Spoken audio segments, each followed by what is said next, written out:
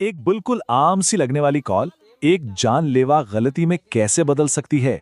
तो आइए नंदीपेट में हुए एक सांप के रेस्क्यू के इस वाक़े को देखते हैं, जो हमें बताता है कि बड़े से बड़ा माहिर भी खतरे से बस एक कदम दूर होता है। ये अल्फाज किसी ऐसे शख्स के हैं जिसने मौत को बिल्कुल अपनी आंखों के सामने देखा है। और ये सिर्फ एक वार्निंग नहीं है, समझें कि ये उस पूरी कहानी का निचोड़ है कि कैसे एक छोटी सी बिल्कुल मामूली सी गलतफहमी जानलेवा साबित हो सकती है। तो किस्सा शुरू होता है इंडिया के शहर नंदीपेट से। एक बिल्कुल आम सा दिन था जब अचानक एक घर में अफरा तफरी मच जाती है और फौरन एक इमरजेंसी कॉल की जाती है। जरा सोचें, कोई अपने ही घर में हो और अचानक एक ऐसा मेहमान आ जाए जो खतरनाक भी हो सकता है।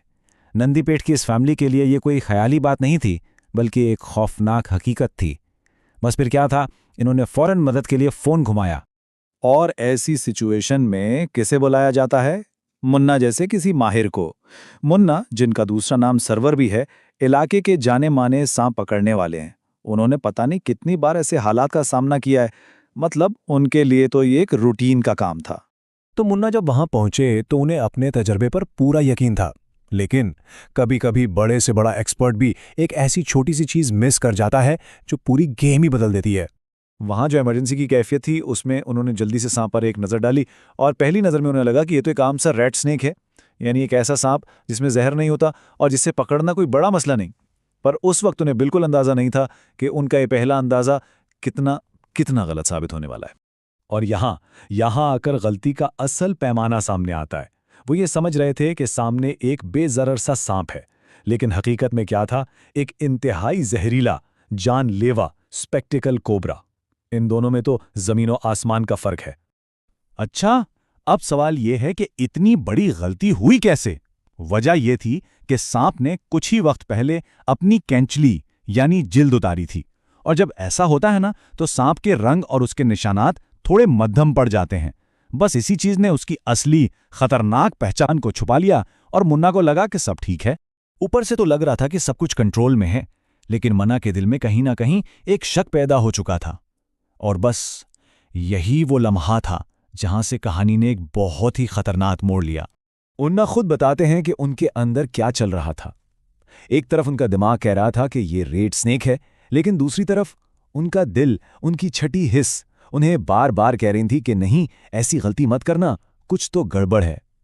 और सच पूछें तो यही वो अंदर की आवाज थी जिसने आगे चलकर उनकी जान बचाई। इसी शक की वजह से वो एक पल के लिए रुके। उन्होंने अपने पहले अंदाजे को साइड पर रखा और सांप को और ज्यादा गौर से देखना शुरू किया। वो बस एक ऐसी पक्की निशानी ढूंढ रहे थे जिससे दूध का दूध और पानी का पानी हो जाए। और फिर उन्हें वो निशानी मिल गई। जैसे ही सांप ने खतरा महसूस करके अपना फन फैलाया, उसकी पेट पर वो मशहूर ऐनक का निशान बिल्कुल साफ नजर आ गया। और ये निशानी, ये तो स्पेक्टिकल कोबरा की पहचान है, जिसे कोई झुठला नहीं सकता। बस एक सेकंड में पूरी सिचुएशन 180 डिग्री पे घूम गई। ये कोई आम रैट स्नेक नहीं था, ये तो इंडिया के सबसे खतरनाक और जहरीले सांपों में से एक था, और मुन्ना उसके बिल्कुल बिल्कुल करीब खड़े थे। अब ऐसे में डरने या घबराने का तो सवाल ही पैदा नहीं होता था। अब सिर्फ उनकी ट्रेनिंग, उनके हवास और उनका सालों का तजर्बा ही काम आ सकता था। अब वक्त था कि एक प्रोफेशनल अपना काम करे।